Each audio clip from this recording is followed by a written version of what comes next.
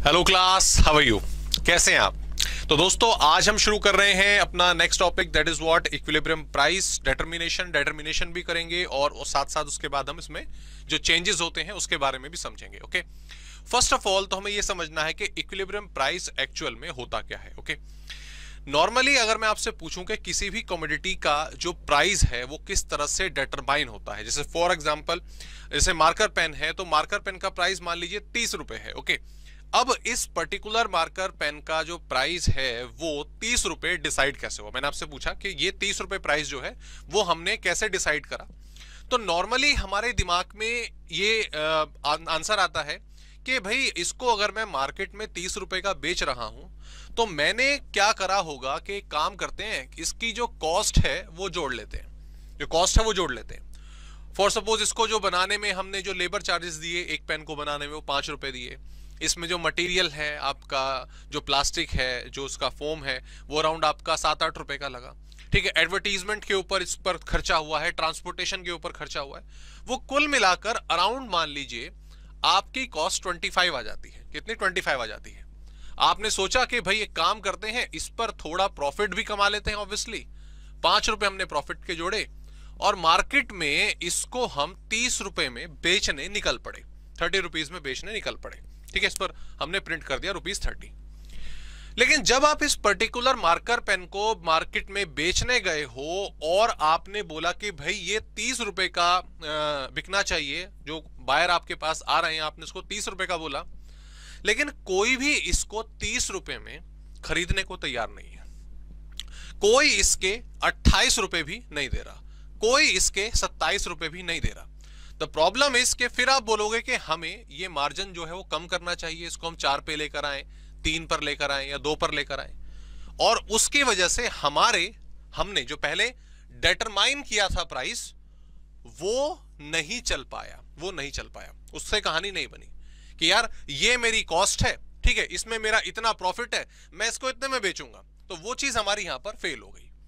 इसका उल्टा भी अगर मैं करूं कि भाई ये पेन आपने 30 रुपए का डिसाइड करा, इसकी क्वालिटी अच्छी है, बढ़िया, इसका जो लाइफ है वो भी अच्छी है, लोग इसको पसंद कर रहे हैं, तो कल को अगर इसको कोई 32 में, 33 में, 35 में खरीदने को तैयार हो जाए तो क्या आप इसको 35 का बेचोगे? Obviously yes, definitely बेचोगे।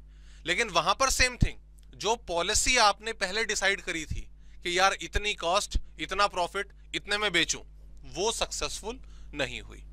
तो कहीं ना कहीं अगर मैं बोल रहा हूं कि cost plus profit is equals to मेरा सेलिंग प्राइस या प्राइस, ये सिर्फ आपका मैथ्स में अच्छा लग रहा है। ठीक है, मैथ्स में अच्छा लग रहा है। इकोनॉमिक्स में अगर मैं बात करूं तो प्राइस ऐसे डिसाइड होता है, ये मैं नहीं कहूंगा। क्यों? सेम चीज कि आपने अगर प्राइस 30 डिसाइड करा था और ज्यादा में सेल आउट होने के चांसेस हैं, तो आप क्यों नहीं बेचोगे? और कल को अगर इसके इतने में नहीं बिक रहा तो आपको प्राइस कम भी करना पड़ेगा। सो ये आपकी मैथमेटिकल इक्वेशन है। मैथ्स में प्रॉफिट निकालने के लिए, प्राइस निकालने के लिए ठीक है, लेकिन एक्चुअल में किसी कमोडिटी का प्राइस, इस पेन का प्राइस, ठीक है, एक पर्टिकुलर कैलकुलेटर का प्राइस किस तरीके से डिटरमाइन होगा मार्केट में, हम उसको डिस्कस करने वाले हैं। Okay, examination point of view से इंपॉर्टेंट है। क्वेश्चन आपके ऑब्जेक्टिव टाइप आते हैं, कई तरीके से डिफरेंट वेरिएशंस के साथ ऑब्जेक्टिव क्वेश्चंस जो हैं इसमें क्रिएट होते हैं, उनको भी साथ साथ हम करेंगे। तो सबसे पहले इक्विलिब्रियम प्राइस डिटरमाइन कैसे होगा दोस्तों? बिल्कुल सिंपल पैटर्न है, बिल्कुल सिंपल पैटर्न है। एक्स एक्सिस 0 y, इधर हमने कंसिडर करा प्राइस, इधर हमारा quantity, not quantity demanded, not quantity supplied, only quantity. Okay, अब प्राइस इक्विलिब्रियम वर्ड जो है वो पहले आ रहा है। इक्विलिब्रियम वर्ड क्या बता रहा है कि कुछ ना कुछ इक्वल है, कोई दो चीजें बराबर हैं।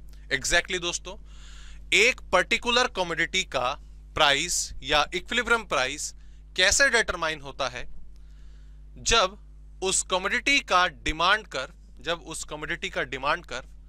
और उस कमोडिटी का सप्लाई कर्व एक दूसरे को इंटरसेक्ट करते हैं, एक दूसरे को काटते हैं, तब आपका E यानी कि इक्विलिब्रियम डिटरमाइन होता है। इसको आप मार्केट इक्विलिब्रियम भी बोलेंगे, ओके, तो ये कॉम्बिनेशन ई कॉम्बिनेशन जो है यहां पर आपको मिल गया।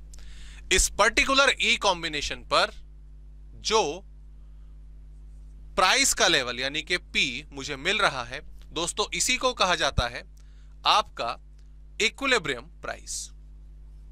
इसी को हम क्या कहते हैं? Equilibrium price. And specific quantity जो इस लेवल पर डिटरमाइन हो रही है यानी कि क्यू, मैं इसको क्यू से डिनोट कर रहा हूं, that is known as equilibrium quantity.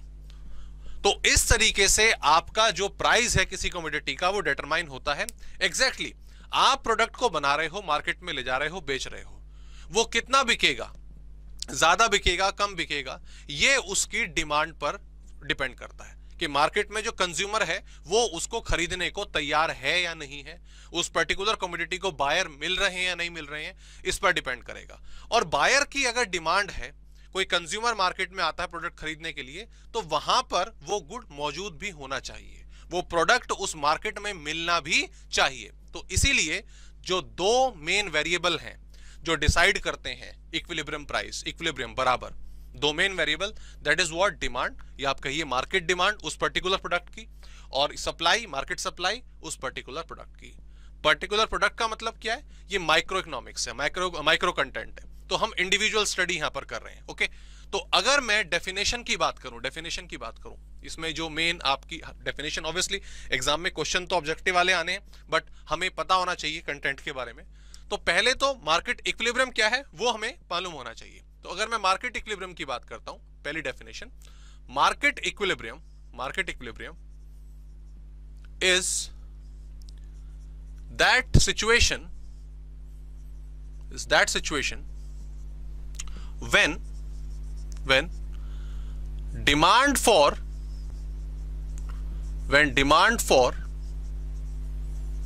and supply of a particular commodity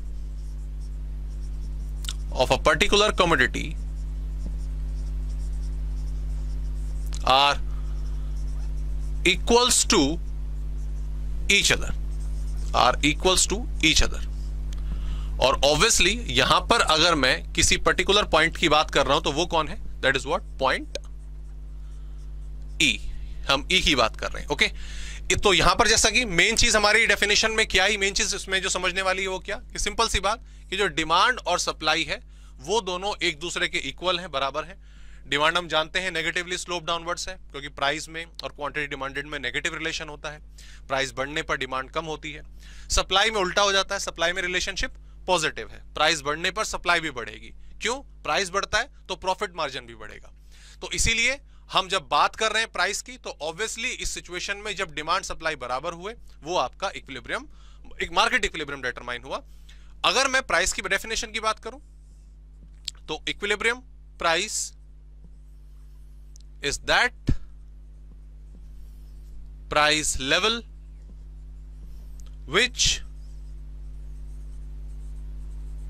determines at market equilibrium level, okay, ये बिल्कुल बेसिक सा कंटेंट हमारा यहां पर आ जाता है। ठीक है, डिमांड सप्लाई बराबर market price, market equilibrium determine हुआ और उस पर जो प्राइस होगा that is known as what, equilibrium price. Okay, लेकिन अब जरा इसका थोड़ा सा ऑब्वियसली जो ऑपरेशन है वो होना भी जरूरी है डायग्राम का, वो किस तरीके से होगा आइए जरा डिस्कस करते हैं। ठीक है, तो इसमें हाँ ऑब्वियसली मैंने बोल तो दिया डिटरमिनेशन, और डिटरमिनेशन ऐसे होता है, लेकिन इसमें कई सारी और स्पेसिफिक जो थ्योरी है वो भी इसके अंदर आती है। जैसे अभी जो मैं आपको बता रहा हूं वो कंसेप्ट होगा आपका प्रिवेलिंग प्राइस का, that is what, prevailing price. इसके अलावा इसमें जो गवर्नमेंट कंट्रोल है, कि गवर्नमेंट का अगर इसमें इन्फ्लुएंस हो, वो प्राइस को कंट्रोल करने की कोशिश करे, प्राइस को बढ़ने से रोके, कम होने से रोके, तो किस तरीके से जो इक्विलिब्रियम प्राइस है वो अफेक्ट होता है वो भी हम समझेंगे। और यस ऑब्वियसली चेंज इन ई मतलब वही इक्विलिब्रियम, कि क्या इक्विलिब्रियम में चेंज पॉसिबल है? तो यस एग्जैक्टली, अगर डिमांड कर्व या सप्लाई कर्व हमारे शिफ्ट होते हैं, चेंज होते हैं, दोनों एक साथ होते हैं या दोनों में से कोई एक होता है, तो इक्विलिब्रियम पर असर पड़ता है। इक्विलिब्रियम अगर चेंज होगा तो उसका असर प्राइस पर, क्वांटिटी पर, दोनों पर पड़ेगा। कैसे, वो सिलसिला अभी आगे होगा। अभी फिलहाल हम यहां पर जो प्रिवेलिंग प्राइस का कंसेप्ट है वो जरा क्या नाम है समझते हैं। ओके, डायग्राम में मैंने आपको बता तो दिया कि E इज माई इक्विलिब्रियम, कि जो E है वो मेरा इक्विलिब्रियम है, ये प्राइस है, क्वांटिटी है, इक्विलिब्रियम को प्राइस एंड इक्विलिब्रियम क्वांटिटी। लेकिन सवाल ये उठता है कि ये डिटरमाइन कैसे होता है, हमें कैसे पता कि इस पॉइंट पर इसी प्राइस लेवल पर दोनों एक दूसरे के बराबर होते हैं, डिमांड और सप्लाई, हमें कैसे पता? तो दोस्तों हमें नहीं पता होता, किसी को भी नहीं पता होता कि उस पर्टिकुलर कमोडिटी का जो प्राइस है वो क्या होना चाहिए, किसी को भी नहीं पता होता। मार्केट में सप्लायर भी अपना प्रोडक्ट लेकर पहुंचता है, डिमांड करने के लिए कंज्यूमर भी पहुंचता है, और वहां पर जो प्राइस वॉर है फिर वो शुरू होती है। अगर कमोडिटी का प्राइस सप्लायर ने बहुत, अब इसको समझना ध्यान से, बहुत ज्यादा कर दिया कि भाई वो प्राइस ज्यादा रख रहा है और वो कोशिश कर रहा है कि भाई मैं प्रॉफिट मार्जिन बढ़िया कमाऊंगा, लेकिन ऑब्वियसली अगर प्राइस ज्यादा है तो कंज्यूमर जो डिमांड करने वाले हैं वो बहुत कम हो जाएंगे, कम खरीदेंगे। अब इस चक्कर में, इस प्रॉब्लम में जो आपका सेलर है उसका सामान नहीं बिकेगा, सामान पड़ा रहेगा, अनसोल्ड स्टॉक उसके पास बढ़ता रहेगा, और उसकी फिर टेंशन भी बढ़ेगी कि यार ये सामान मैं यहां पर बेचने के लिए लाया था और वो नहीं बिक रहा है। तो उसे मजबूरन जो प्राइस है वो क्या करना पड़ेगा, कम करना पड़ेगा, प्राइस कम करना पड़ेगा। तो फिर दूसरी तरफ कंज्यूमर की जो प्राइस कम होने की वजह से डिमांड बढ़ेगी, तो डिमांड बढ़ेगी प्राइस कम करने की वजह से, दोनों बराबर आएंगे और आपका इक्विलिब्रियम अचीव होगा। कैसे, आइए देखते हैं।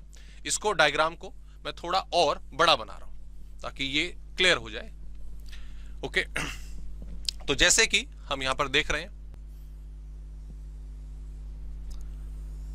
X0Y, ये प्राइस आ गया हमारा, ये as usual quantity, this is demand, straight line बनाइए, कर्व बनाइए, उससे कोई प्रॉब्लम नहीं है, और ये सप्लाई, ठीक है, हाँ, स्लोप डाउनवर्ड्स डिमांड का, स्लोप अपवर्ड आपका सप्लाई कर्व, और ये इक्विलिब्रियम है, और ये इक्विलिब्रियम प्राइस है जो होना चाहिए, ठीक है। जो इक्विलिब्रियम प्राइस है E, that is an ideal situation. Ideal situation से मतलब ये कि डिमांड जितनी है एग्जैक्टली उतनी सप्लाई है, तो कहने का मतलब ये कि सप्लाई उतनी है तो कोई भी जो प्रोडक्शन हुआ है, जो प्रोडक्ट का जो प्रोडक्शन हुआ है वो बचा नहीं है, वो सारा का सारा बिक गया है, तो wastage of factors, wastage of resources वो नहीं हुई, पहली चीज। दूसरा, डिमांड भी उतनी है तो कोई भी कंज्यूमर ऐसा नहीं रहा जो अपने कंजम्पशन से वंचित रह गया हो, उसको वो चीज कमोडिटी मार्केट में ना मिली हो। तो ये एक आइडियल सिचुएशन है, ये होनी चाहिए। लेकिन अभी हमने क्या बोला कि भाई प्राइस जो है उसने बहुत ज्यादा रख दिया, सेलर ने, जो एग्जांपल अभी हमने लिया उसी को समझते हैं। अब प्राइस अगर भैया जी ने बहुत ज्यादा रख दिया है तो इसका मतलब यह है कि प्राइस आपने थोड़ा ऊपर फिक्स कर दिया। यहां पे इसको मैं P1 का नाम देता हूं। P1 से मतलब प्रिवेलिंग प्राइस, ये प्रिवेलिंग प्राइस हो गया।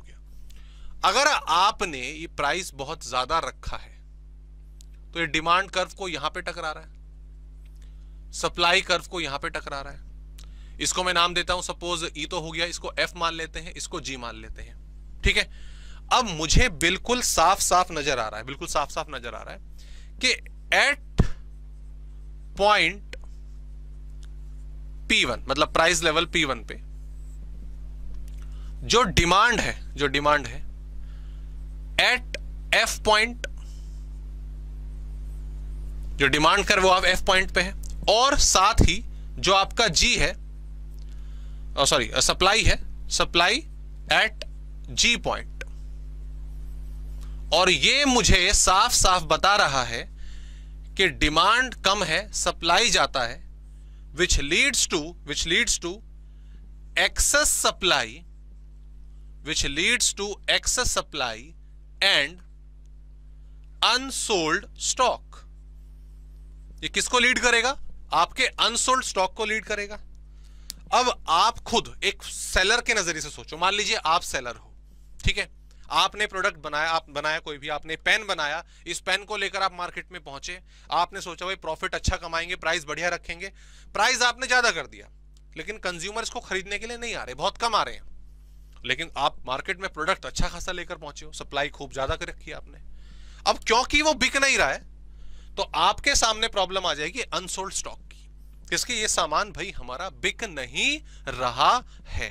ओके, नतीजा फिर आप क्या करोगे दोस्तों?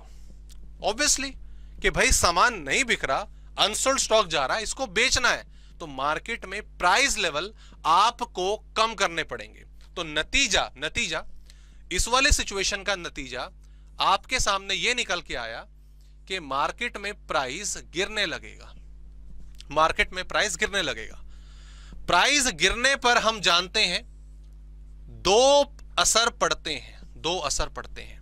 वो ये कि प्राइस बढ़ने पर जो क्वांटिटी डिमांडेड है वो बढ़ने लग जाती है। सॉरी, प्राइस बढ़ेगा नहीं, प्राइस कम होगा, ठीक है। क्वांटिटी डिमांडेड जो है वो बढ़ने लग जाएगी और क्वांटिटी सप्लाइड आपकी कम होने लग जाएगी। ये दो असर पड़ेंगे।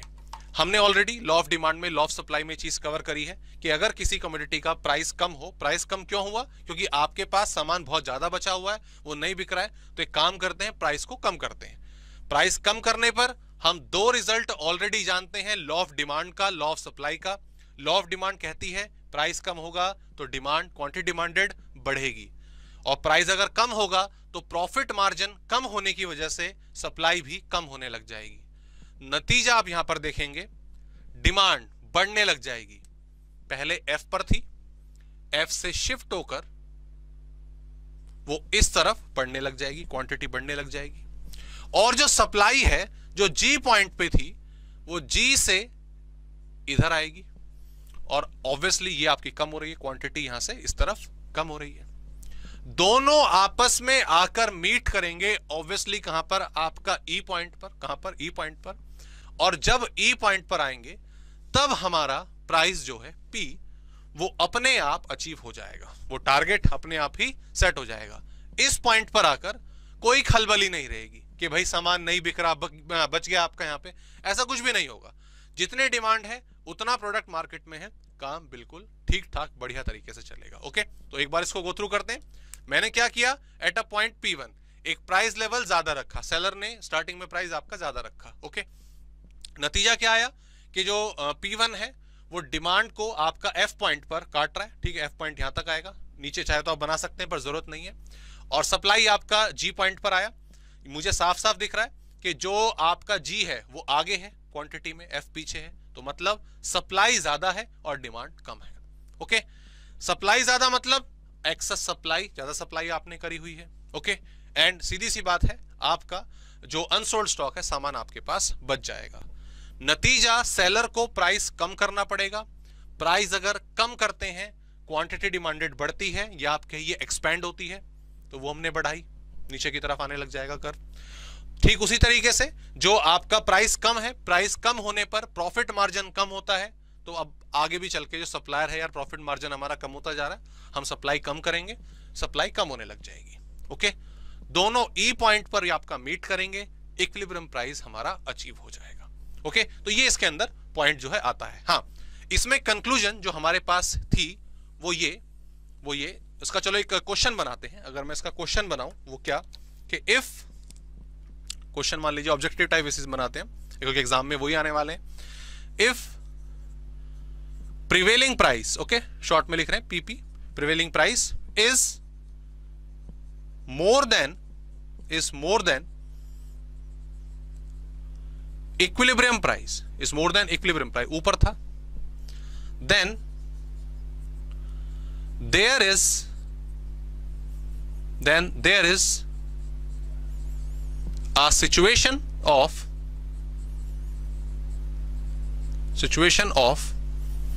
तो जैसे मान लीजिए यहां पर बोला गया कि एक्सेस डिमांड,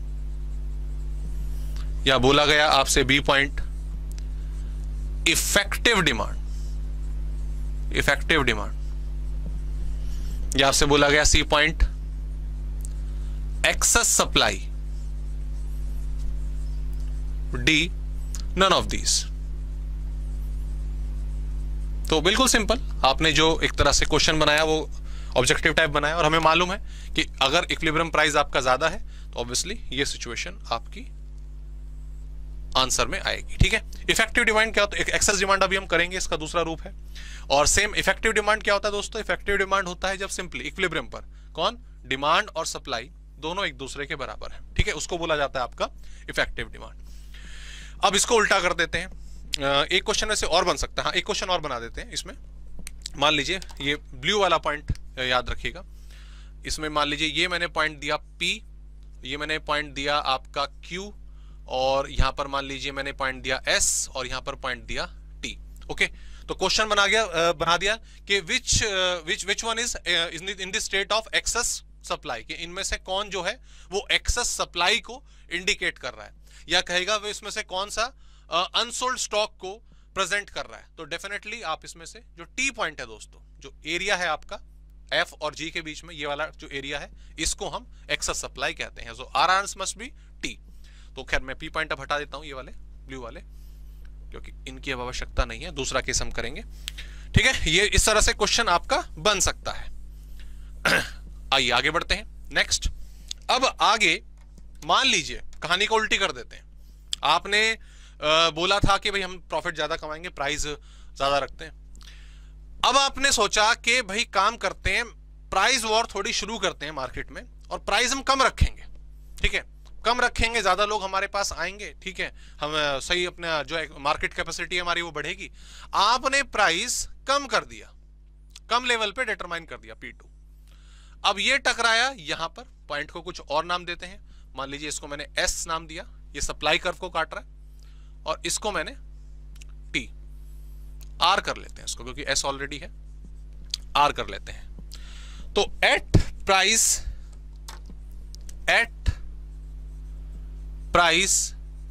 P2 पर समझेंगे, पहले समझेंगे। प्राइस आपने कम रख दिया, प्राइस का लेवल क्या कम रख दिया। तो दोस्तों इस सिचुएशन में, इस परिस्थिति में आपकी दुकान के बाहर तो लाइन लग जाएगी। भाई प्राइस नॉर्मली कम है, सस्ते में मिल रही है, तो मार्केट जो है, मार्केट में जो कंज्यूमर्स हैं, बायर्स हैं, वो आपकी दुकान पर इकट्ठा हो गए। ठीक है, प्रोडक्ट की डिमांड बढ़ गई, क्यों, प्राइस कम है।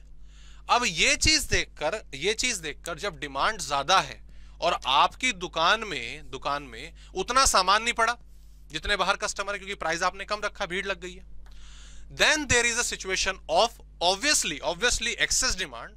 साथ ही आप बोलेंगे it is shortage of stock. ये क्या है, शॉर्टेज ऑफ स्टॉक है। अब सोचो, आप शॉपकीपर हो, आपकी दुकान के बाहर भीड़ लगी हुई है, तांता लगा हुआ है खरीदने वालों का, और दुकान में पड़ा है सामान कम, तो आप क्या करोगे। ऑब्वियसली आप ये कोशिश करोगे कि काम करते हैं यार, प्राइस को थोड़ा सा बढ़ा देते हैं, ताकि हमारा प्रॉफिट मार्जिन भी बढ़े, क्योंकि पता है सामान कम है, खरीदने वाले ज्यादा हैं, तो प्राइस को बढ़ाना ही ठीक रहेगा। इसी पर हम उसको अगर हम एनालाइज करें, जो डिमांड है, डिमांड इज एट, ये कहां टकरा रहा है, टी पॉइंट पर। Okay, R is at, no sorry, supply is at R. तो साफ साफ पता चल रहा है कि इस बार डिमांड ज्यादा है, सप्लाई कम है। That leads to excess demand and shortage of stock. जो स्टॉक है उसकी शॉर्टेज हमारे सामने आएगी। नतीजा जो आपने अभी डिसाइड करा था कि इसके कारण जो प्राइस लेवल है वो बढ़ेगा। दुकान के बाहर बहुत सारे बायर हैं, सामान कम है, तो अच्छा है प्राइस बढ़ा दीजिए। And the same thing, price बढ़ने का दोनों पर कुछ ना कुछ असर पड़ेगा। ठीक है, आपका प्राइस बढ़ गया, सेलर के बिहाफ से बात कर रहा हूं, आपके हिसाब से बात कर रहा हूं। प्राइस अगर बढ़ेगा तो इसका मतलब आपका प्रॉफिट मार्जिन भी बढ़ेगा, और प्रॉफिट मार्जिन बढ़ेगा तो आपके अंदर ये तमन्ना होगी कि यार जो सप्लाई है, अपनी क्वांटिटी सप्लाइड है, उसको एक्सपेंड करें, उसको भी बढ़ाएं। और अगर प्राइस बढ़ेगा तो लॉ ऑफ डिमांड के कारण कुछ जो कंज्यूमर हैं हमारे, वो छोड़कर जाने लगेंगे, उनके लिए महंगा हो गया। ठीक है, तो ऑब्वियसली जो क्वांटिटी डिमांडेड है वो कम होने लग जाएगी और वो कॉन्ट्रैक्ट होने लग जाएगी। कॉन्ट्रैक्ट मतलब वही वैल्यू में कमी आ रही है। कैसे, यस, ये डिमांड है, कॉन्ट्रैक्शन इस तरफ होता है। क्लियर। ठीक उसी प्रकार से क्वांटिटी सप्लाइड बढ़ने लग जाएगी, एक्सपेंड होने लग जाएगी, एक्सपेंशन इस तरफ होता है, और दोनों अगेन आकर मिलेंगे कहां पर, पी पॉइंट पर, और इक्विलिब्रियम अचीव हो जाएगा। तो ये कहानी होती है मार्केट में। सिचुएशन किसी को नहीं पता पहले से कि भाई क्या प्राइस होगा, ये प्राइस मुझे इस पेन का 30 रुपए रखना चाहिए, इसका मुझे क्या नाम है आपका पेन का प्राइस 10 रुपए रखना चाहिए, हमें नहीं पता होता।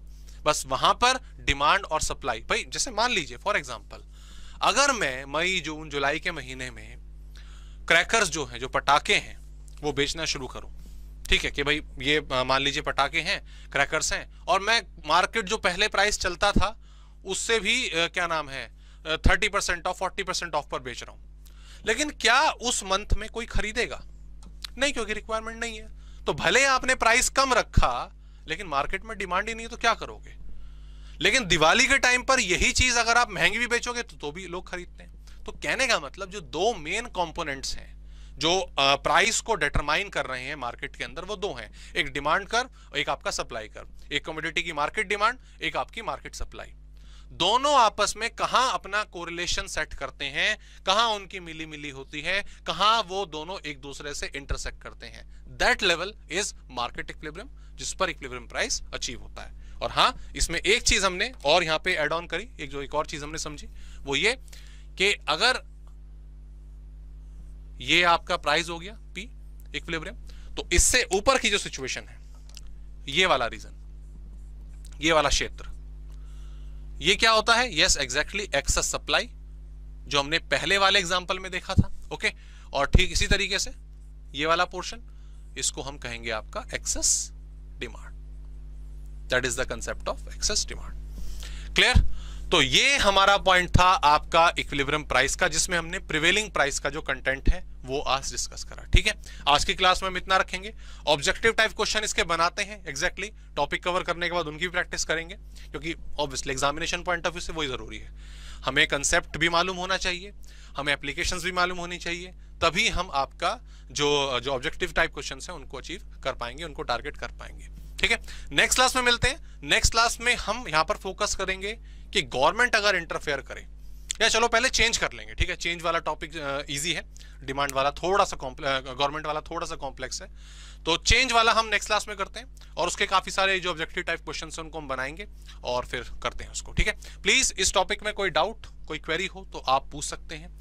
आप जो व्हाट्सएप नंबर है उस पर कोऑर्डिनेट कर सकते हैं या मेल डाल सकते हैं, व्हाटएवर। बाकी मिलते हैं आपसे नेक्स्ट क्लास में। Please take care.